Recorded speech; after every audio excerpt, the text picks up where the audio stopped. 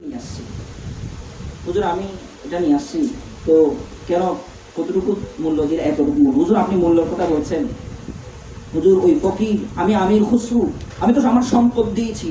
ওই ফকির যদি বলতো তুমি আমির খুসরুকে আমার গোলাম হয়ে যেতে হবে, তোমাকে তুমি নিজে আমার হয়ে যেতে হবে, আমার সম্পদ না আমার জীবন দিয়ে হলেও আমি এই জুতা আপনার কদমে নিয়ে আসতাম। আমার মুর্শিদ আপনি, আমি আমির খুসরু বলছি, আপনার জুতার মূল্য আমি আমির খুসরুর জীবনের চাইতে উত্তম। সুবহানাল্লাহ, নারে তাকবীর, আল্লাহু আকবার, নারে রিসালাত, নারে গাউসিয়া, সিদ্দিকিয়া বিশেষ সাইদ দরবার জিন্দাবাদ জিন্দাবাদ। তাহলে আমরা আপনারা কতটুকু আশা করতে পেরেছি একটু বিচার করবেন। যদি ওইরকম হতে পারেন তাহলে যা পাওয়ার পেয়ে যাবেন। আল্লাহ কবুল করুন, সকলে পড়ুন আমিন। এবার আমরা নসিহত বলেছি। নসিহত হচ্ছে, নসিহত শব্দের দুইটা অর্থ। সময় আমার কতটুকু আমার হাতে আছে জানি, আমাকে একটু ইশারা দেবেন শেষ করে দেওয়ার জন্য, আমি এখানে শেষ করে দেব। নসিহতের দুইটা অর্থ এই হাদিসে ব্যবহার হয়েছে।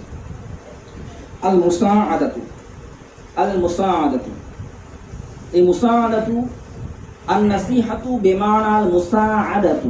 নসিহত অর্থ হচ্ছে আল মুসাআদা। এখন মুসাআদা অর্থ হচ্ছে দুটা, একটা হচ্ছে কোনো কিছু উপদেশ দেওয়া, আবার হচ্ছে সহযোগিতা করা। বলেন কয়টা? দুইটা, মনে রাখবেন দুইটা। আমাদের এই এখানে আসার বসার মকসদ এটাই, একটা হচ্ছে উপদেশ করা আর একটা হচ্ছে সহযোগিতা করা। আচ্ছা বলেন, লিকুল্লি মুসলিমিন,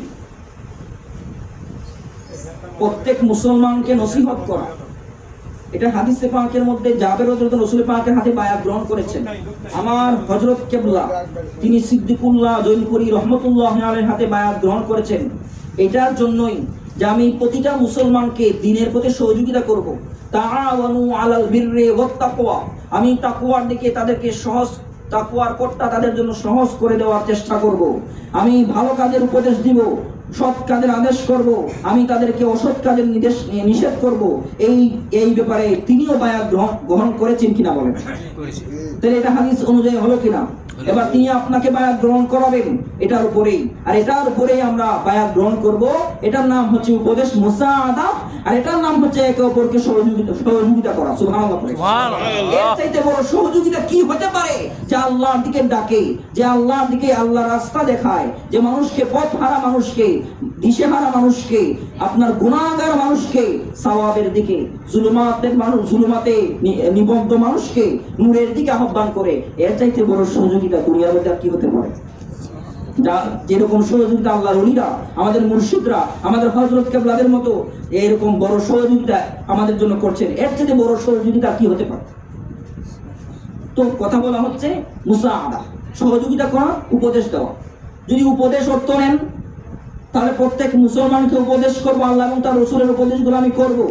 এই অর্থে হুজুর কিবলা, হযরত কিবলার নিসবত রাসূল পাক পর্যন্ত আমাদের দলিল দ্বারা সাব্যস্ত, ঠিক কিনা বলেন? আবার যদি আপনি সহযোগিতা অর্থ নেন এই হাদিস থেকে, নাসিহা অর্থ আপনি মুসাআদা অর্থ যদি সহযোগিতা নেন তাহলে এটাই হবে সহযোগিতা, যেটা বললাম। এর চেয়ে বড় সহযোগিতা কি হতে পারে? তাহলে এই যে আপনি নসিহত, সহযোগিতা, উপদেশ আমরা একজন আরেকজনকে করছি, পাওয়ার জন্য এসেছি, বসার জন্য এসেছি। এইখানে আসলে উপদেশ পাবো, মুসাআদা সহযোগিতা পাবো, আল্লাহর দিকে যাওয়ার সহযোগিতা পাবো। আপনি এখান থেকে ওখানে যেতে গেলে মানুষের সহযোগিতার প্রয়োজন হয় না? না বলেন? দুনিয়ায় চলতে গেলে সহযোগিতার প্রয়োজন হয়। আপনার কি মনে হয় কবরে আপনার সহযোগিতার প্রয়োজন হবে না? আপনি কি মনে করেন দুনিয়ার সামান্য সময়ের জন্য আপনার অনেক সহযোগিতার প্রয়োজন হয়? ডাক্তারের সহযোগিতা, মায়ের সহযোগিতা, সন্তান 5 বছর পর্যন্ত মায়ের সহযোগিতা ছাড়া চলতেই পারে না, ঠিক কিনা বলেন? 5 বছরের পরে বাবার সহযোগিতা ছাড়া সন্তান লেখাপড়া করতে পারে না, খাওয়া দাওয়া করতে পারে না, চলতে পারে না। পকেট খরচ থেকে শুরু করে সব বাবার সহযোগিতার প্রয়োজন আছে না নাই? এবার বৃদ্ধ বয়সে ডাক্তারের সহযোগিতা, বৃদ্ধ বয়সে সন্তানের সহযোগিতা।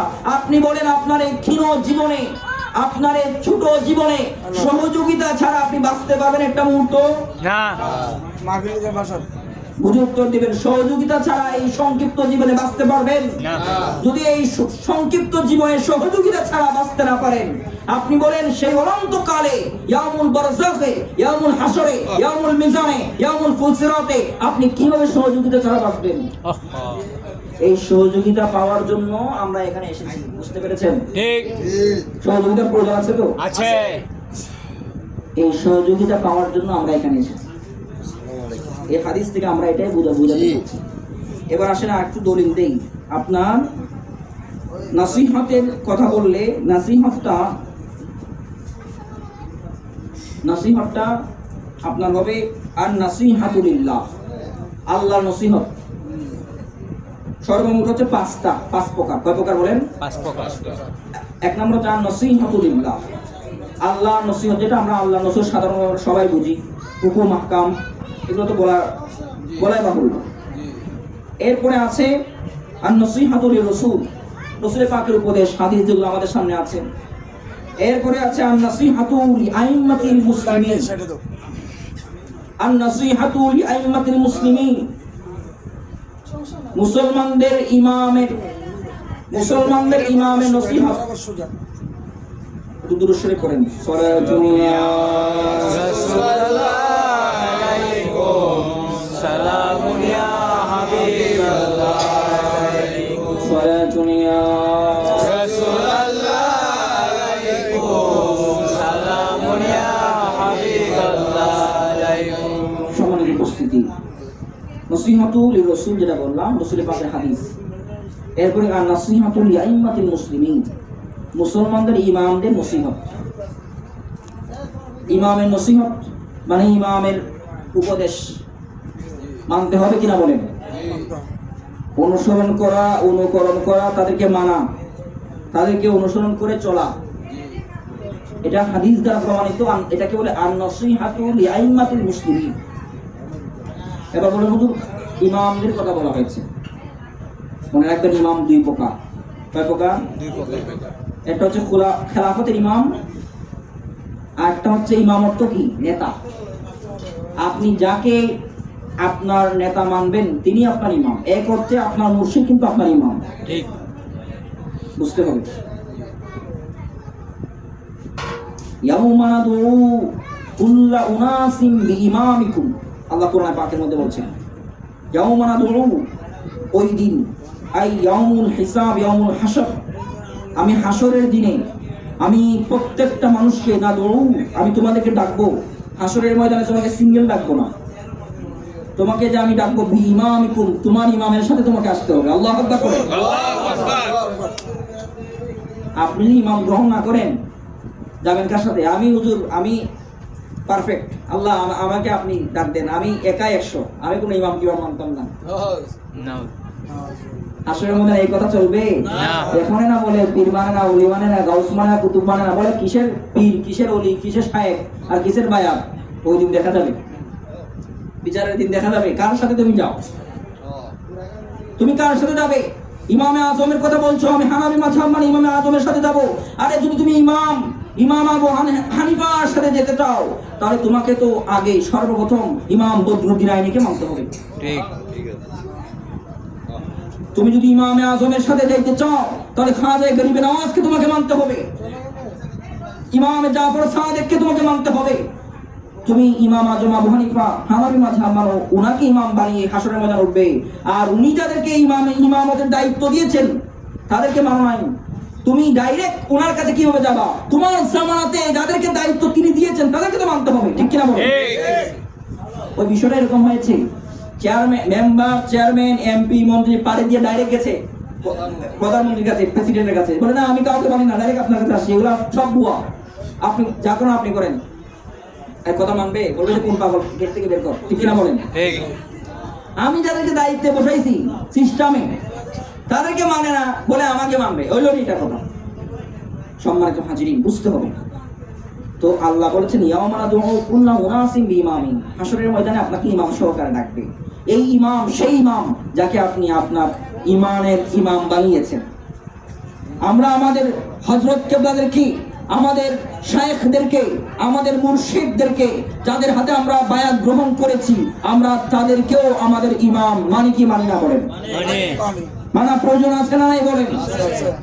তাহলে এই ইমামের কথা এখানে বলা হচ্ছে। নেতা মানে এই ইমাম যাকে আপনি ইমানের, আপনার নফসের ইমাম বানিয়েছেন। এই ইমামের নসিহত মানতে হবে। এই হাদিসে পাকের এই অর্থ, ইমামের নসিহত মানতে হবে। এবার আপনি সহযোগিতার অর্থ আসেন। অর্থ দুইটা বললাম না? দুইটা, হ্যাঁ। একটা হচ্ছে মুসাআদাত, এর অর্থই দুইটা। মানে নসিহত মানে মুসাআদা, এর অর্থই দুইটা। এটা উপদেশ, উপদেশ তো বললাম, উপদেশ মানতে হবে। আপনাকে এখানে যা নসিহত করা মানবেন কি মানবেন না? মানবো। মানবেন। নসিহত করার জন্য ইনি এসেছেন। এনার দায়িত্ব নসিহত করা, উপদেশ দেওয়া, আল্লাহর দিকে নসিহত করা, আল্লাহর দিকে, আল্লাহ রাস্তার দিকে হকের পথে দাওয়াত দেওয়াই তো ওনার কাজ, ঠিক কিনা বলেন? আপনি পথভোলাকে পথের দিকে নিয়ে আসা, দিশেহারাকে পথের দিকে নিয়ে আসা, পথভ্রষ্টকে হেদায়েতের দিকে নিয়ে আসাই তো ওনার কাজ। মিনাজ জুলুমাতি ইলান নূর, মিনাদ দালালাতি ইলাল হিদায়াহ। দালালাত থেকে আপনার হেদায়েতের দিকে আনাই ওনার কাজ। এই কাজই ওনার দায়িত্ব, এটা ওনার দায়িত্ব। মানবেন তো ইনশাআল্লাহ? ইনশাআল্লাহ। আরেকটা আছে অর্থ, এটা হচ্ছে মুসাআদা। আরেকটা অর্থ বললাম যে সহযোগিতা। দুইটা অর্থ আমরা নিয়েছি। সহযোগিতা, এবার সহযোগিতা কিভাবে করবেন? হুজুর, আল্লাহর ওলিদেরকে কি সহযোগিতা করতে হয় নাকি? ওরা তো আল্লাহর ওলি, ওদের তো ক্ষমতা আছে। আপনি যদি এটা বলেন, তাহলে আমার আল্লাহ বলেছেন লাকাদ রাদিয়াল্লাহু আনিল মুমিনিনা ইয ইউবাইউনাকা তাহতাশ শাজারাতি ফাআলিমা মা ফি কুলুবিহিম فأنزل السكينة عليهم وأثابهم فتحا قريبا سبحان الله আল্লাহ বলেছেন যারা গাছের নিচে বসে, কোনো বিল্ডিং নাই, কোনো ভালো জায়গা নাই, গাছের নিচে বসে যারা আমার নবীর হাতে বায়াত গ্রহণ করেছে, ফাআনজালাস সাকিনাতা আলাইহিম, আমি লাকাদ রাদিয়াল্লাহু, আমি অবশ্যই আমি আল্লাহ তাদের পক্ষে, তাদের সপক্ষে আমি আল্লাহ তাদের উপরে রাজি হয়ে গেছি। সুবহানাল্লাহ। তো যে কথা বলছিলাম, আপনি নবীর হাতে বায়াত গ্রহণ করার কারণে আল্লাহ তাদের উপর রাজি হয়েছেন। নবীর পরে বায়াতের দায়িত্ব গ্রহণ করেছেন আবু বকর সিদ্দিক। বলেন, আবু বকর সিদ্দিকের হাতে যারা বায়াত গ্রহণ করেছেন তাদের প্রতি আল্লাহ খুশি আছেন কিনা বলেন? বলেন খুশি আছেন। আচ্ছা,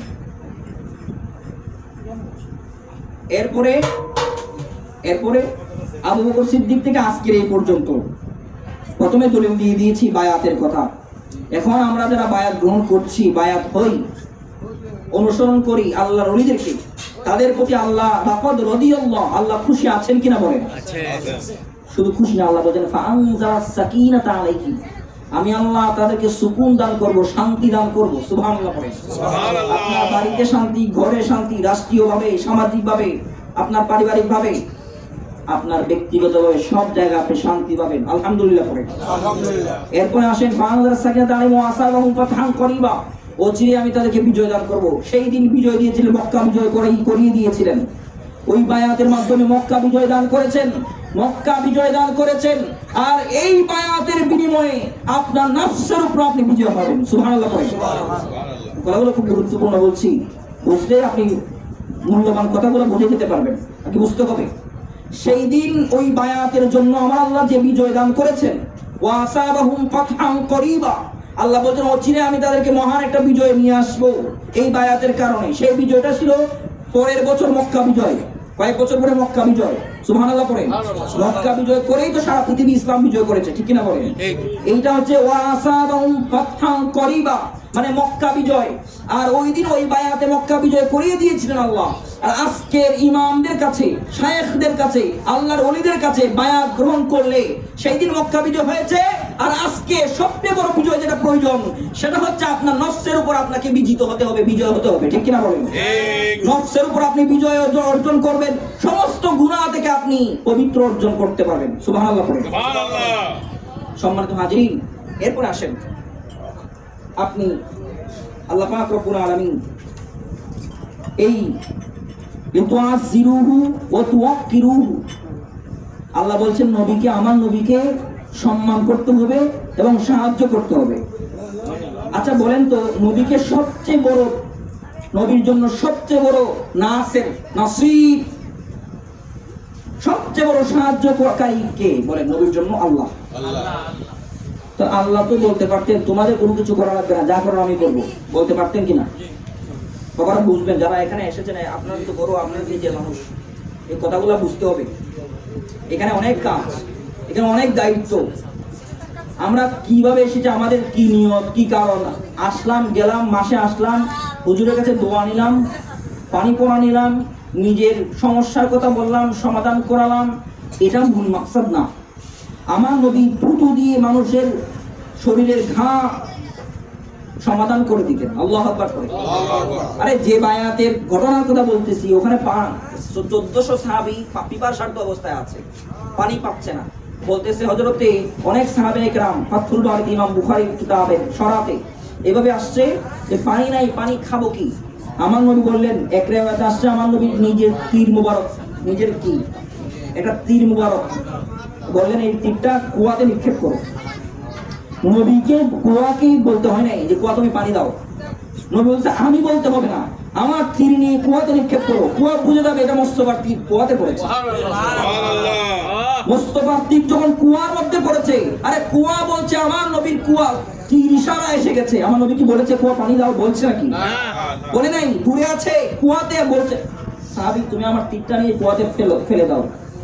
কুয়াতে তীর ফালাইতে দেরি, কুয়া ভরে পানি উপচে পড়ছে। সুবহানাল্লাহ পড়ে। 1400 সাহাবী সাক্ষী। হযরত ইমাম সামুর, হযরত সাহাবী হযরত সামুরা রাদিয়াল্লাহু তাআলা বলছেন, ও আমার সঙ্গী সাথীরা শোনো, 1400 না 14 লক্ষ সাহাবী যদি আমরা সেদিন ওখানে থাকতাম, সবাই আমরা তৃষ্ণা মিটিয়ে পানি পান করতে পারতাম। সুবহানাল্লাহ। এটা একটা রিওয়ায়াত। আরেকটা রিওয়ায়াতে আছে আমার নবী সাল্লাল্লাহু আলাইহি ওয়াসাল্লাম নিজের থুতু মুবারক কুয়ায় নিক্ষেপ করেছেন, থুতু দিয়েছেন। সুবহানাল্লাহ পড়ে। মুস্তফা থুতু পড়ার সাথে সাথে কুয়া থেকে পানি উপচে পড়ছে। আল্লাহু আকবার।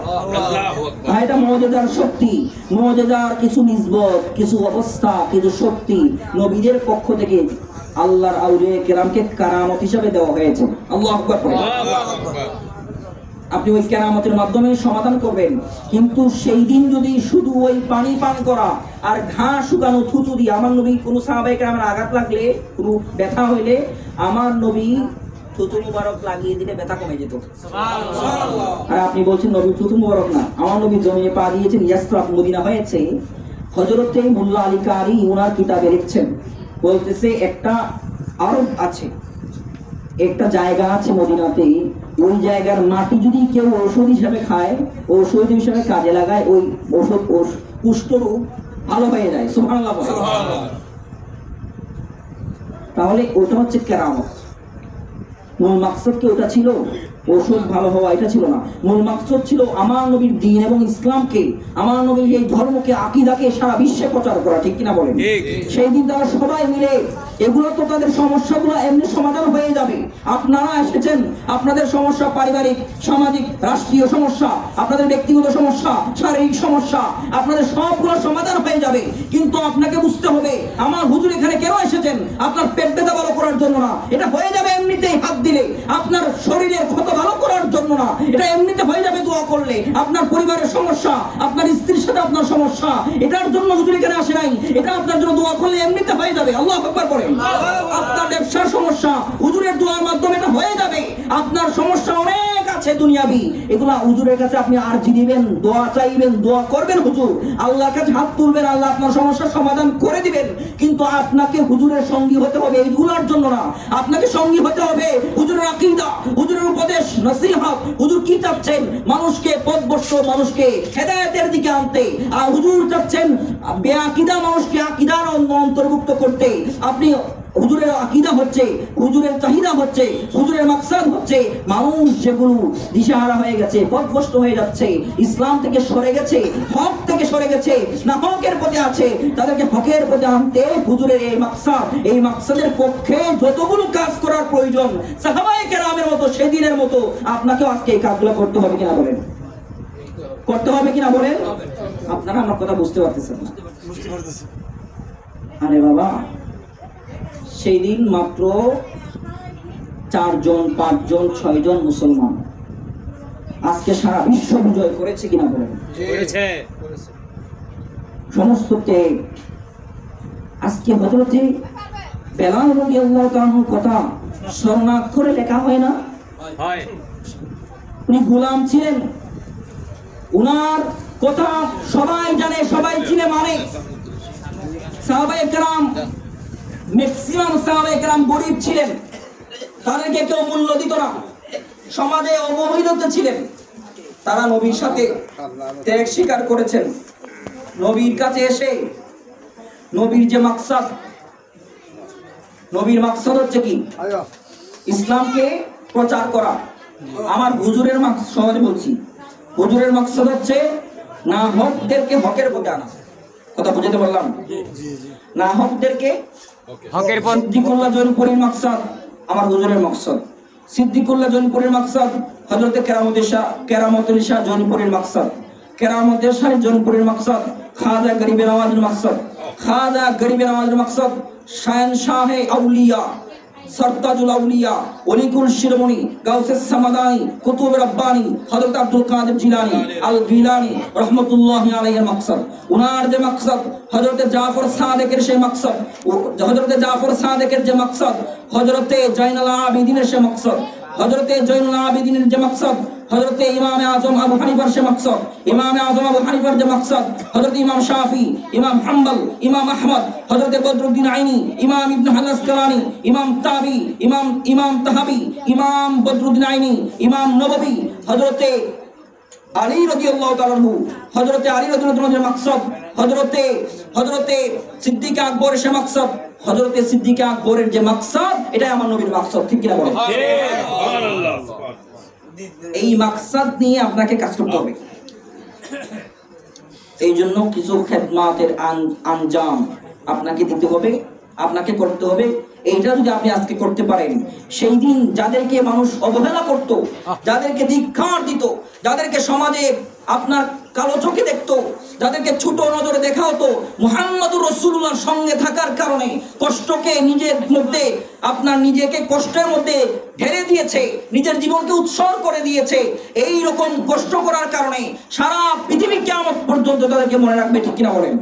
আজকে এখানে যদি আপনি হুজুরের মাকসাদ নিয়ে আপনি হুজুরের পতাকা তোলে, হুজুরের পতাকাকে বুলন্দ করার, হুজুরের পতাকা বুলন্দ করা মানে হুজুরের মাকসাদকে বুলন্দ করা। ঠিক কিনা বলেন? এই মাকসাদের জন্য কষ্ট করেন, তাহলে একদিন এই পৃথিবী আপনাকেও মনে রাখবে কিয়ামত পর্যন্ত। ঠিক কিনা বলেন?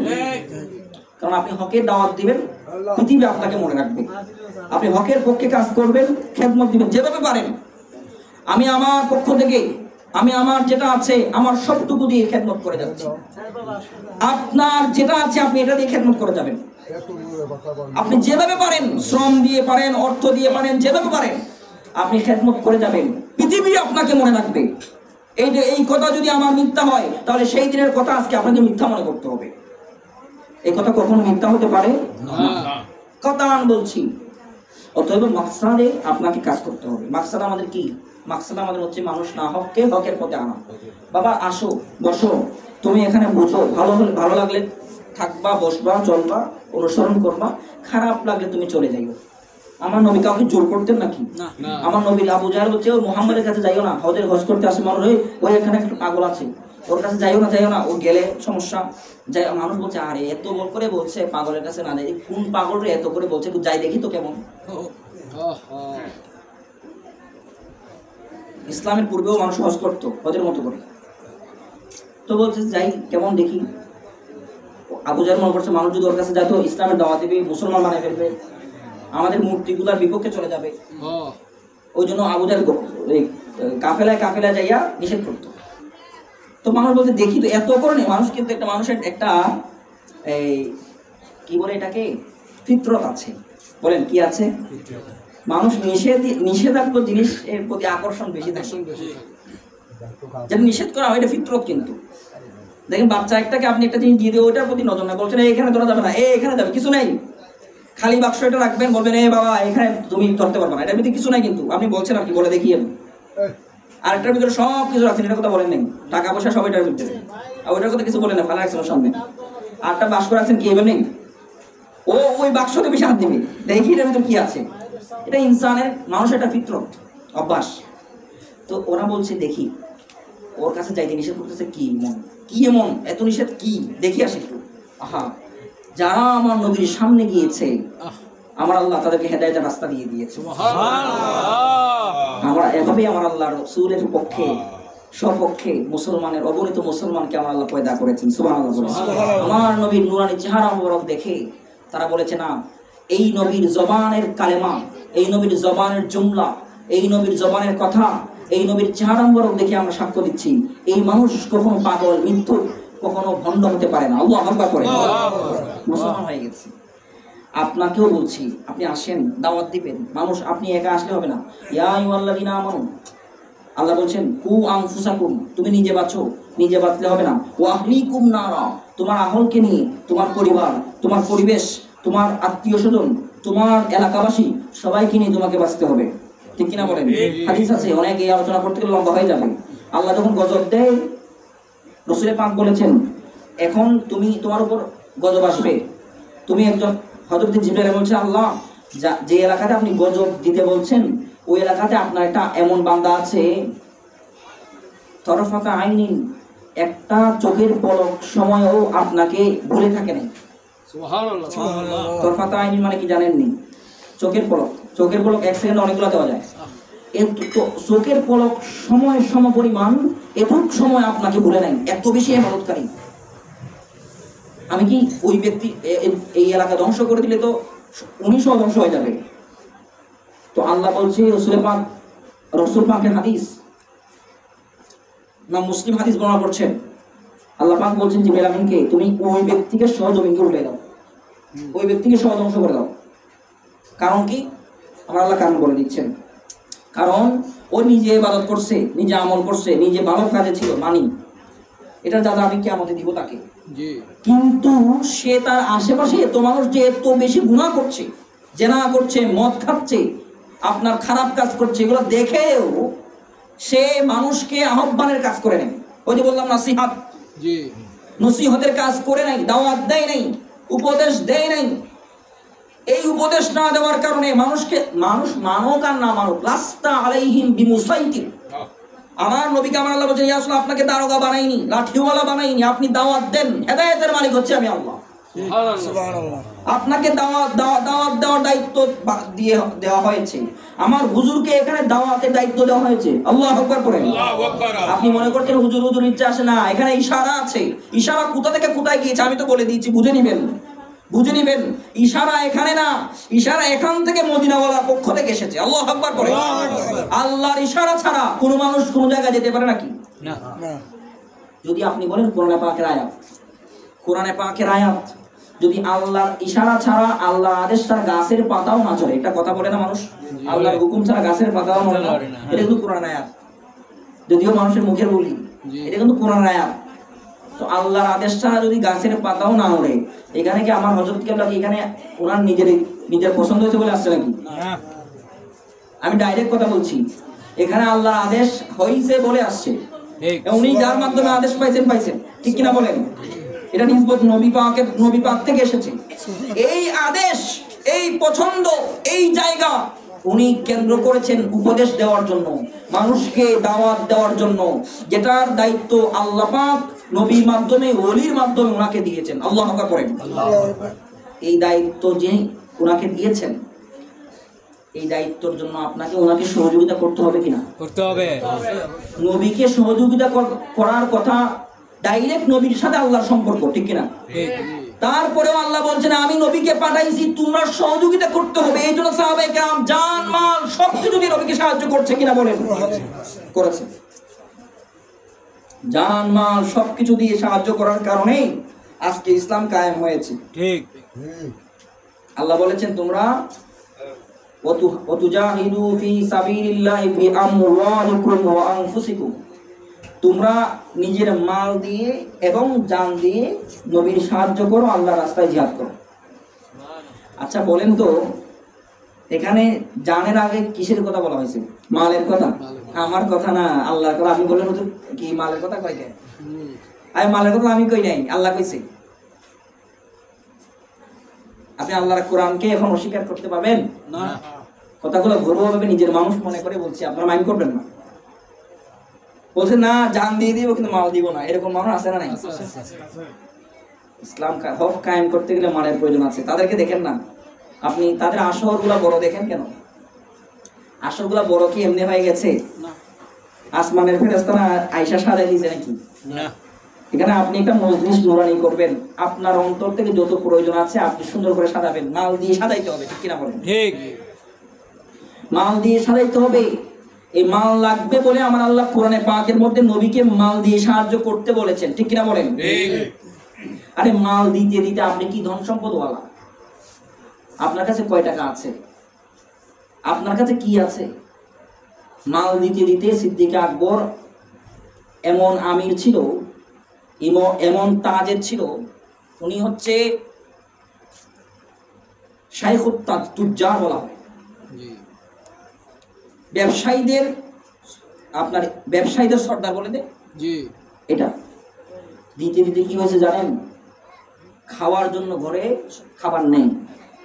মদিনায় পাকের মধ্যে একদিন হযরতে ওমর, এবং ওমর রাদিয়াল্লাহু আনহু কেমন ব্যবসায়ী ছিল, কেমন মালওয়ালা ছিল, দিতে দিতে দিতে আল্লাহ রাস্তায় এমন হয়েছে, একদিন হযরতে আবু বকর সিদ্দিক তাহাজ্জুদের ওয়াক্ত, ফজর হবে, এই সময়ে মসজিদ নববীর পাশে গলিতে হাঁটাহাঁটি করছে। আহা, আমরা আজকে কিছু আল্লাহ রাস্তা দিতে চাই না?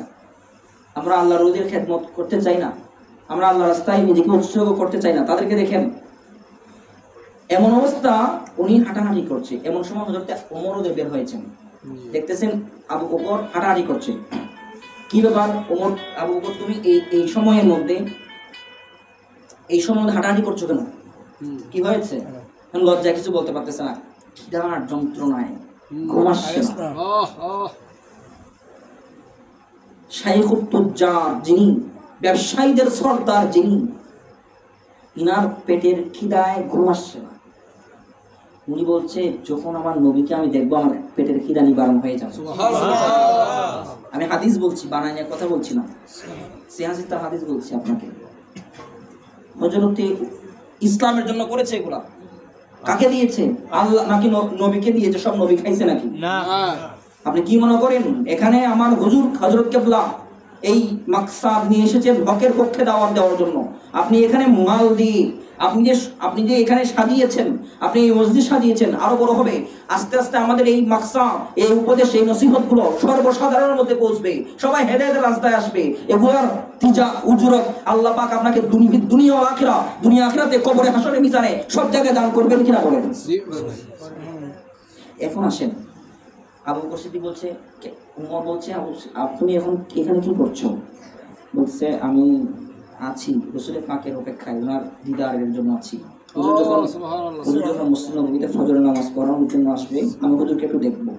কে তো তাড়াতাড়ি কেন? আচ্ছা বলো, তুমি কেন এসেছো এখানে? উল্টা প্রশ্ন আবু বকর সিদ্দিক উমরকে করেছে। ও বলছে, আবু বকর, তুমি নবীকে দেখার জন্য এসেছো, আমিও তো নবীকে দেখার জন্য এসেছি। কয়, কেন? প্রতিদিন তো তুমি দেখো, আজকে তো তাড়াতাড়ি কেন এসেছো? উভয়ের মতো বিনিময় হতে হতে এক সময় প্রকাশ হয়েছে হযরত ওমর ইবনে খাত্তাব। আপনারা জানেন না ওমর ইবনে খাত্তাব কেমন বড় লোক ছিল?